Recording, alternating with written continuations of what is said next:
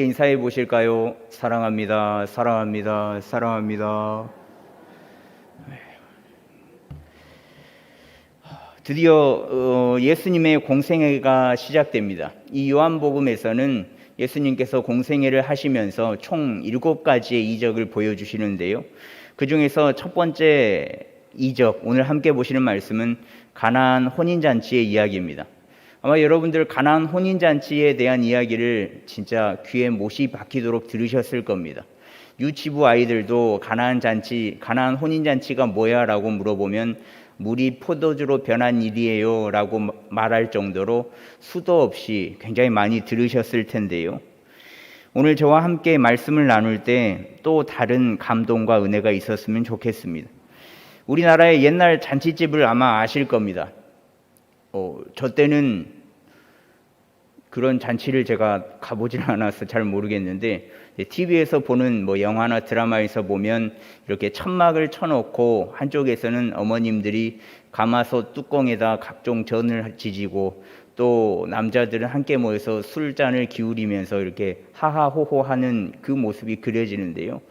어느 집에서 잔치가 벌어지면 수도 없이 많은 먹을 것들이 나오고 또 거름뱅이까지 챙겨주는 모두가 먹고 마시는 날이 잔칫날이었습니다.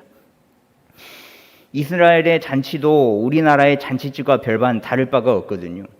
음식을 장만하고 또 사람을 초대하여서 함께 음식을 나누면서 서로 좋은 시간을 나누는 것. 어느 나라를 가든지 잔치는 똑같은 것 같습니다. 그렇게 이스라엘 잔치도 풍성하게 차려지거든요.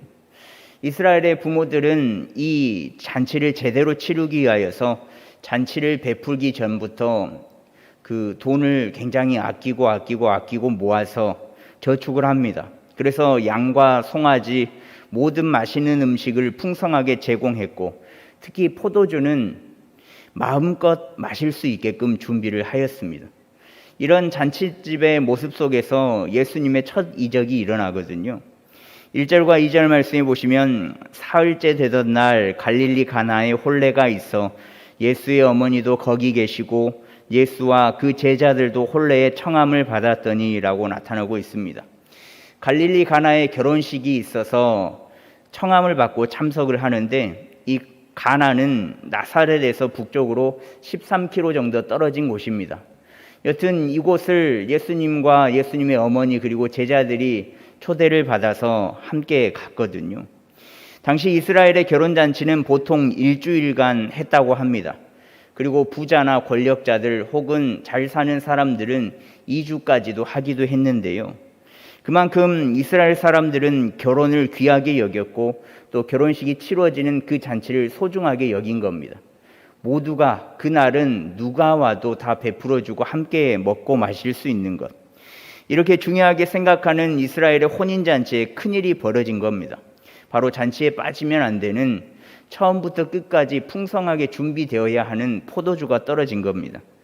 3절 말씀에 포도주가 떨어진지라 예수의 어머니가 예수에게 이르되 저들에게 포도주가 없다 하니 라고 나오는데 유대인들에게는 이 포도주가 일상적인 음료였거든요. 물이 귀한 나라라서 포도주를 물 마시듯 일상적인 음료이고 또 잔치에서 분위기를 흥겹게 만들어가는 중요한 역할을 하는 것이 이 포도주였습니다. 그래서 이런 포도주가 떨어졌다라는 것은 이스라엘에서는 상상도 할 수 없는 일이거든요. 만일 혼인잔치에서 포도주가 떨어졌다, 가장 귀한 음식인 이 포도주가 모자라면 결혼식은 망치는 것은 물론 또 폭동이 일어날 뿐 아니라 더 심하면 잔치를 벌인 주인은 법정에 고소당하기도 했답니다. 그 정도이기 때문에 혼주는 다른 것은 다 맛이 없고 잘못 차리고 또 간이 안 맞고 그럴지라도 포도주만큼은 굉장히 만전을 기해야 했거든요. 그런데 이런 포도주가 떨어진 겁니다. 그 집은 결혼이라는 그 잔치를 맞아서 모든 걱정과 근심은 있고 오직 결혼의 그 즐거움과 기쁨을 누려야 하는데 그 신랑 신부가 또 축하하기 위해서 모인 모든 하객들로 가득 찼는데 이제 포도주가 떨어져서 이 분위기를 이어갈 수 없게 되어버렸다라는 거죠. 잔치집의 분위기는 이제는 정반대의 분위기, 초상집과 같은 분위기로 바뀌어 버렸습니다. 그만큼 중요한 포도주인데 이 포도주가 떨어진 것을 알아차린 예수님의 어머니는 예수님에게 이야기를 한 거죠. 야, 저들에게 포도주가 없다. 이 이야기를 들은 예수님은 4절 상반절에 보시면 예수께서 이르시되 여자여 나와 무슨 상관이 있나이까 라고 응답을 합니다. 어머니의 이야기를 들은 예수님은 왠지 바로 해줄게, 내가 포도주 만들어 줄게, 포도주가 부족해, 얼마면 돼, 그러면서 포도주를 만들어 주실 것 같았거든요. 그런데 대답은 아니었죠. 그게 나랑 무슨 상관이 있냐고.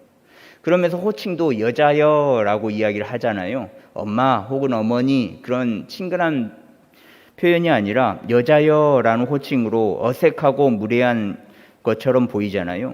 그러나 여자여 라는 호칭은 단순히 무례하게 부르는 호칭이 아니라 존경의 의미가 담겨져 있습니다. 원어의 뜻은요. 그리고 NIV 영어 성경에는 Dear Woman이라고 하여서 사랑하는 여인이여 라고 표기를 했는데 한글로 번역을 하면서 여자여 다소 무뚝뚝하게 번역이 되었답니다. 여튼 나와 무슨 상관이 있습니까? 엄마, 나랑은 상관이 없는데 왜 내가 포도주를 만들어줘야 해? 라고 대답을 하는 예수님의 모습입니다. 전혀 상관이 없다고 이야기를 하죠. 그러면서 4절 하반절에 보시면 내 때가 아직 이르지 아니하였다라고 대답을 이어서 하시거든요. 보통 예수님께서 말씀하시는 그 때는 그의 죽음과 영광스럽게 되심을 나타냅니다. 그러니까 내가 아직 구속사를 이룰 뜻이 없다라는 의미인데 오직 그때는 하나님께서 주관하신다라고 해석을 할 수 있습니다. 예수님의 구속의 사역을 이루기 위한 때는 성부 하나님의 뜻과 무관하지 않고 예수님께서 이에 맞춰서 모든 일을 하셨거든요. 그러니까 이 포도주를 만드는 기적도 마찬가지입니다. 하나님께서 기적을 베풀어라 라는 사인이 있을 때에 비로소 예수님께서 그 사인대로 기적을 베푸실 수 있다라는 거죠.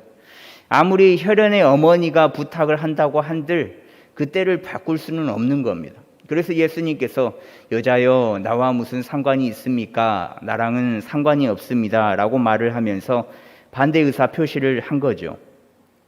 그러나 예수님의 어머니는 5절 말씀해 보시면 하인들에게 이르되 너희에게 무슨 말씀을 하시든지 그대로 하라 라고 이야기를 하거든요. 분명 예수님께서 안 한다라고 하셨잖아요. 나랑은 상관없다라고 말씀을 하셨잖아요.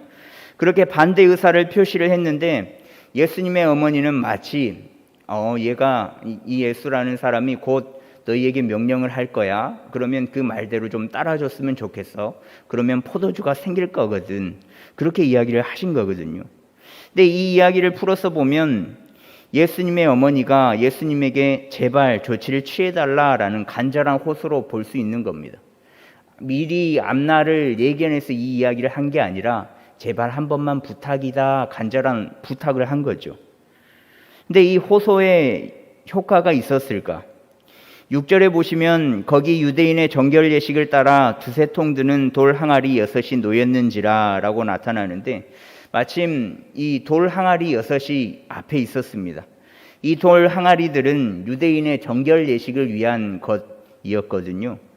유대인들은 씻는 일, 즉 세정식을 중시하여서 외출해서 돌아오거나 식사 전이나 반드시 깨끗하게 씻는 습관이 있었습니다. 근데 이게 위생적인 차원의 씻음도 있겠지만 그 차원을 넘어서서 의식적인 불결에서 벗어나서 우리는 이렇게 씻음으로 깨끗하게 된다라는 의미를 가지고 있거든요. 그래서 집집마다 하나에 두세 통씩 들어가는 물을 담아두는 큰 항아리들이 여러 개 있었던 겁니다. 여기서 말하는 한 통은 40리터로 한 항아리에는 100리터 조금 넘게 들어가는 큰 항아리이거든요. 이 항아리가 6개가 떡하니 자리 잡고 있는 거였습니다. 그래서 이 돌 항아리들을 보시고 예수님께서 뭐라고 말씀하시냐면 7절에 보시면 항아리에 물을 채워라 하신즉 아기까지 채우니 라고 나옵니다. 자신의 어머니의 호소에 예수님의 마음이 바뀌었나 봅니다. 그래서 그 돌 항아리 6개에 물을 가득히 채우라고 명령을 했더니 그 즉시 옆에 있던 하인들이 물을 아기까지 채우거든요. 돌 항아리에 물을 가득 채운 하인들은 예수님의 어머니의 말을 받아들이고 예수님의 말에 순종을 하죠. 물을 채웠더니 이제는 8절에 이제는 떠서 연회장에게 갖다 주라 하심에 갖다 주었더니 라고 나타나고 있는데요. 이상하죠. 분명 포도주가 떨어졌거든요. 근데 포도주가 떨어졌는데 물을 채운 항아리를 갖다 달라고 이야기를 합니다. 예수님은 물을 채우고 갖다 주라고 쉽게 말씀을 하셨는데 이를 행하는 사람들은 사실 죽을 맛이었거든요. 분명 포도주가 떨어진 거잖아요. 포도주가 떨어졌다라는 것은 서두에 말씀드린 것처럼 그 혼인 예식이 잔치집이 초상집으로 바뀔 수 있는 큰 일이다라는 겁니다. 포도주가 떨어졌다라는 것을 하객들이 알면 진짜 큰 일이 일어날지도 모릅니다. 이들은 예수님의 어머니가 예수님이 말하는 그대로 하라는 명령대로 그대로 하라라는 그 말대로 예수님의 말씀을 따라 돌 항아리에 물을 가득 채웠습니다. 채우긴 채웠는데 이게 뭐 하는 걸까라고 생각을 하던 찰나에 물로 가득 채운 항아리를 갖다 주랍니다. 근데 이게 말이나 되는 겁니까? 이 하인들은 사실 예수님의 하인이 아니거든요. 그리고 예수님의 어머니의 하인도 더더욱 아닙니다. 분명 잔치집 주인의 하인일 텐데 포도주가 떨어져서 화가 난 이들에게 포도주 대신 물을 채운 항아리를 갖다 준다면 진짜 최악의 상황까지 그들의 목숨까지도 위태로울 수 있는 상황이 이어질 수 있거든요. 자신의 주인이 시키지도 않았는데 포도주가 아닌 물을 갖다 주다니요. 화가 나 있는 주인에게 기름을 붓는 격이지 않겠습니까? 이들의 심장은 쿵닥쿵닥 뛰었을 겁니다. 포도주가 떨어졌는데 물을 채워서 갖다 주라니. 그런데 이것도 잠시 연회장이 하인들이 갖다 놓은 물 항아리에 들어있는 물을 마시기 시작합니다. 9절에서 10절 말씀에 보시면 연회장은 물로 된 포도주를 맛보고도 어디서 났는지 알지 못하되 물 떠온 하인들은 알더라. 연회장이 신랑을 불러 말하되 사람마다 먼저 좋은 포도주를 내고 취한 후에 낮은 것을 내거늘 그대는 지금까지 좋은 포도주를 두었도다 하니라 라고 나타내고 있는데요. 이게 웬일입니까? 연회장이 물을 맛보면서 극찬을 하기 시작한 겁니다. 야, 이렇게 맛있는 포도주가 어디서 난 거냐? 보통 잔치를 시작하면 처음에 좋은 것을 내놓고 취기가 올라와서 맛을 분간하지 못할 때 그때 맛없는 걸 내놓고 좋은 것을 아끼는데 왜 좋은 것을 아껴두었다가 지금 내놓는 거냐? 그렇게 이야기를 하거든요. 근데 이 이야기를 들은 하인들은 굉장히 어리둥절했을 겁니다. 본인들이 갖다 준 거는 물이었거든요. 물 6항아리였거든요. 근데 연회장이 그 물을 떠 마셔보더니 기가 막힌 포도주라고 이야기를 하거든요. 근데 이 물이 언제 포도주로 바뀌었을까요? 생각해 보신 적 있나요? 이 본문 말씀을 수십 번 읽으시고 또 수백 번 설교를 들으시면서 이 물이 언제 포도주로 바뀌었는지 생각 한번 해보셨습니까? 항아리에 담기 전부터 포도주로 변해 있었을까요? 아니면 항아리에 담는 그 순간 포도주로 변했을까요? 아니면 하인들이 옮기는 그 도중에 포도주로 변했을까요? 아니면 연회장이 포도주를 뜬 순간에 변했을까요? 아니면 연회장이 떠서 마시는 그 순간에 포도주가 변했을까요? 근데 말씀에서는 물이 언제 포도주로 변했다라고 이야기하지 않습니다. 그러나 분명한 것은 물이 변하여 포도주가 되었다라는 거죠. 연회장이 마신 것은 분명 포도 맛이 나는 포도주였다라는 겁니다. 물을 채우고 가져다 준 하인들은 사실 예수님의 어머님의 말이나 또 예수님의 말에 순종하지 않아도 됐었거든요. 왜냐하면 자신의 주인은 따로 있잖아요. 왜 손님으로 온 사람이 일을 시키지? 라고 거절할 수도 있었는데 그러나 무슨 말씀이든지 그대로 하라라는 그 예수님의 어머니에 대한 말의 순종, 그리고 물을 채우고 갖다 주어라 라는 말에 순종을 하였습니다. 왜 거절하지 않았는지는 모르겠지만 그들 역시 두렵고 무서웠기에 하지 않았나 싶습니다. 그러나 연회장이 항아리에 물을 맛보고 정말 맛있는 포도주다, 진짜 좋은 포도주다 라고 했을 때에 이들의 얼굴에는 이제 화색이 돌았을 겁니다. 살았다라는 안도 때문에 말입니다. 혼인 잔치집, 부족한 포도주 때문에 하마터면 혼례를 치르는 그 즐겁고 기쁜 날, 제사를 치르는 상가치처럼 우울하고 힘들 수 있었을 법한 오늘의 이야기, 이 가나안 혼인잔치의 이야기, 이 이야기는 우리의 모습과도 같거든요. 우리가 예수님을 믿어서 구원에 이르고 또 새로운 생명을 통하여서 지금껏 살아오지 않았습니까? 나 같은 죄인은 없고 죽을 수밖에 없는 존재이지만 예수 그리스도를 믿고 다시금 새로운 생명을 얻어 구원의 확신을 가지고 살아가지 않습니까? 예수님과 동행하는 지금 우리의 삶은 가나 혼인 잔치집과 같은 분위기입니다.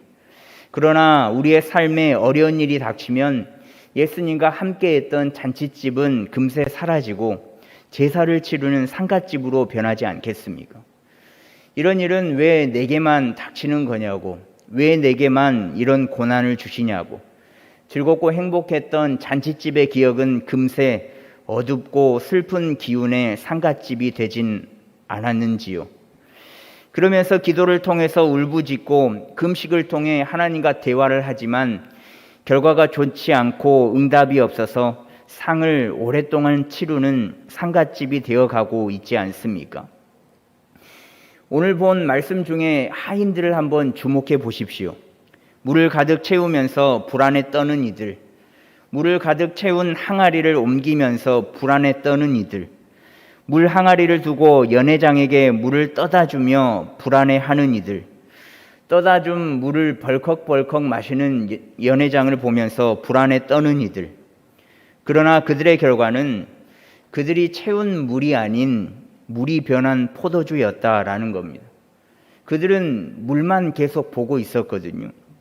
항아리에 물을 채울 때에도 물을 보면서 채웠고 항아리를 나를 때에도 넘실넘실대는 물을 보면서 나르고 또 연회장에게 떠준 것도 물이 가득한 것이었다라는 겁니다.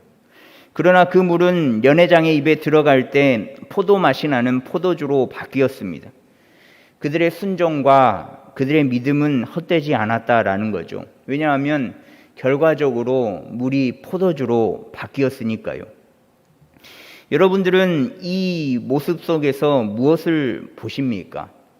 물입니까? 아니면 포도주입니까? 그런데 예수님의 제자들도 물만 본 것 같습니다. 11절에 보시면요. 예수께서 이 첫 표적을 갈릴리 가나에서 행하여 그의 영광을 나타내심에 제자들이 그를 믿으니라 라고 말씀하고 있는데 제자들이 물이 포도주가 변하는 이 기적을 직접 보고 이제서야 예수님을 믿는다라고 나타내고 있습니다. 이것은 두 가지로 해석을 할 수 있는데요. 첫째는 아직은 믿음과 지적 동의가 일치하지 않다는 것. 그러니까 저분이 예수님 메시아지, 우리를 구원하기 위해서 이 땅 가운데 오신 메시아지라고 알고는 있는데 그 알면서 믿음까지로 수반되지는 않았다라는 거죠. 둘째는 그들의 믿음이 연약했는데 이 물이 변하여서 포도주가 되는 기적과 같은 일을 보고 믿음이 더 굳건해졌다라는 겁니다. 어느 것으로 해석을 하느냐는 중요치 않습니다. 중요한 것은 그 제자들도 이적을 통해서 예수님을 믿었다라는 거죠. 그런데 여러분들은 누구의 모습과 가까운 모습을 하고 계십니까? 예수님의 말씀에 순종하고 믿었던 물을 퍼다 준 하인들의 모습입니까? 아니면 예수님께서 물로 포도주를 변하게 하여서 그제서야 믿은 제자들의 모습입니까? 어떤 일의 해결을 통하여서 또는 기도의 응답만을 통하여서 예수님을 나의 구주다라고 고백하는 것보다는, 그런 믿음보다는 이런 일이 있기 전에 예수님께서 나의 구주시다, 살아계신 메시아시다 라는 믿음의 고백이 있었으면 좋겠습니다. 우리의 삶은 낭떠러지까지 몰려 떨어지기 일보 직전인 일들이 분명 발생하거든요. 여러분들 앞에서 죄송하지만 제가 인생 39년을 살면서 낭떠러지에서 떨어지는 일들이 있긴 있더라고요. 누구나에게 다 동일하게 일어나는 일들인데 그 낭떠러지에서 떨어지느냐 아니면 낭떠러지에서 떨어지다가 나뭇가지를 붙잡느냐는 우리의 믿음에 수반되는 결과거든요. 예수님을 믿으시려거든 일이 당장 해결되지 않고 또 어려움이 해결되지 않을지라도 끝까지 믿고 의지하면서 나아가는 우리가 되면 좋겠습니다. 예수님을 버리지 않고 그 예수님을 끝까지 붙든다면 반드시 예수님은 우리를 책임져 주시거든요. 그 책임져 주시는 것이 우리에게 득이 될 수도 있는 일일 수도 있고 실이 될 수 있는 일일 수도 있습니다. 그러나 끝까지 믿음을 잃지 않고 예수님을 의지하는 신념을 지키는 것이 이미 우리의 기도의 응답이고 예수님께서 원하시는 바임을 우리는 반드시 깨달아야 합니다. 제게 이런 질문을 많이 하시지는 않으시는데 저는 이런 질문을 받은 적이 있거든요. 목사님은 기도 응답을 받아보신 적이 있나요? 라는 질문이었습니다. 근데 제가 성도 여러분들이랑 신방을 다니거나 이동 중에 있거나 이렇게 같이 있으면 이야기를 듣잖아요. 하나님의 응답이었어. 하나님께서 내 기도에 응답해 주셨어. 진짜 은혜였다. 이런 간증을 많이 듣거든요. 근데 그 이야기를 들을 때마다 제가 무슨 생각을 하시는 줄 아십니까? 그냥 부럽더라고요. 굉장히 부럽습니다.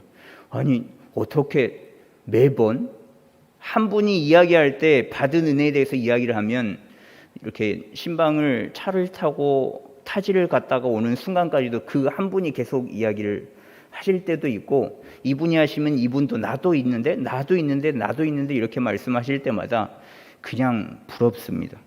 제게는 그런 기도의 응답이 많지 않았거든요. 여기서 그런 기도의 응답은 이런 응답입니다. 이런 간증들을 많이 들어보셨을 겁니다. 100만 원이 필요해. 나 이 100만 원 진짜 꼭 필요해. 근데 어느 날 100만 원이 제게 들어온. A가 필요한데 A를 주셨어. B가 필요한데 B를 주셨어. C가 필요한데 C를 주셨어. 기도했더니 딱 그 기도대로 주셨어. 라는 그 기도의 응답 말입니다. 정말 저는 많지 않아서 기도의 응답조차 잘 기억이 나질 않습니다. 그래서 굉장히 부럽더라고요. 저는 그 질문에 이런 대답을 했습니다. 제가 그래도 목사인데요. 저는 한 번도 없어요. 기억도 안 나요. 그러기가 좀 뭐하잖아요. 그래서 저는 이렇게 대답을 했는데 저는 제가 생활을 하면서 기도의 응답을 매번 받고 있습니다. 말씀과 더욱 가까워지면서 살려고 발버둥 치는 그 모습을 노력하는 제 모습을 보면 그 자체가 기도의 응답인 것 같습니다. 변화되고 있는 제 모습이 기도의 응답입니다. 라고 대답을 했거든요. 기도의 응답은 A는 B다. 공식처럼 응답이 있으면 좋겠지만 그렇게 딱 응답이 나오지 않아도 괜찮습니다. 문제에 직면했을 때 다른 것을 의지하고 찾는 것으로 시작하는 것이 아니라 문제가 발발했을 때 기도해야지. 그러면서 기도의 자리에 그 앉은 순간부터가 기도의 응답이거든요. 다른 사람들은 그렇게 문제가 생길 때 기도하지 않습니다. 술을 찾기도 하고 친구를 찾기도 하고 전화기를 뒤적뒤적이면서 사람을 찾기도 하고 다른 방법과 수단을 찾는데요. 진짜 기도의 응답이 있는 분들은 그 순간 기도해야겠다라는 마음으로 그 자리에서 기도를 하거든요. 그때부터 기도의 응답은 이미 시작되었다라는 겁니다. 더 나아가서 기도의 과정 중에서 내 자신이 변화되고 또 기도하면서 만족감을 느끼고 그 상황을 뛰어넘는다면, 그렇게 자신의 삶의 한계를 넘어 삶이 변화된다면 그것 역시도 기도에 대한 응답이지 않겠습니까? 이런 자세를 가지고 응답을 기다리는 것이 오늘 말씀에서 보여지는 하인들의 모습입니다. 하인들은 물을 담으면서도, 물을 나르면서도, 물을 떠주면서도 굉장히 이상하다라고 생각을 했을 겁니다. 그런데 끝까지 그대로 하라라는 그 명령에 순종을 하거든요. 그리고 결과적으로 포도주가 된 물을 경험한 겁니다. 그러니 무조건 믿었으면 좋겠습니다. 그대로 하라. 그대로 해. 지금 이때는 기도해야 해. 그대로 하라라는 이 예수님의 명령에 그대로 믿으면 좋겠습니다. 단 1%의 의심도 없이 반드시 물이 포도주가 되는 기적은 예수님을 그렇게 믿을 때에 반드시 일어납니다. 그 물이 언제 포도주로 변할지는 모르지만 반드시 물은 포도주로 변하게 될 것이니 온전한 믿음으로 예수님께 더욱 가까이 나아가는 우리 모두가 되면 좋겠습니다. 주님께서 그 믿음과 기도를 들으시고 반드시 응답하여 주십니다. 그러니 그대로 하라라는 그 명령에 절대적으로 순종하여서 물이 변하여 포도주가 된 그 기적을 경험한 하인들의 삶이 저와 여러분들의 삶이 되기를 간절히 소망합니다.